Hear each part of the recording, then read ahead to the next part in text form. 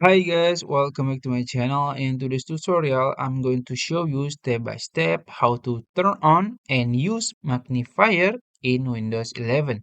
It's gonna be very easy and simple tutorial.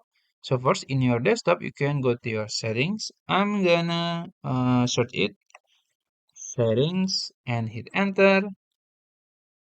And then in the settings, you can go to your left side menu, go to accessibility. And then in the accessibility, you will find magnifier here. Click on it. And as you can see, there is some description. So you can press the Windows logo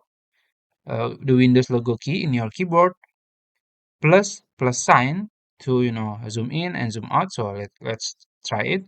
You can turn it on first, and now it's turned on. And then you can press the Windows logo key in your keyboard plus sign to zoom in like this, plus sign in your keyboard, or minus sign to zoom out like this. And if you want to move it, you can just move your mouse like this, mouse pointer like this. And then if you want to escape or we want to exit, you can just press Windows logo in your keyboard plus S in your keyboard, and it's done. So I think that's it. If you found this video helpful, please like this video and subscribe to my channel. Thank you.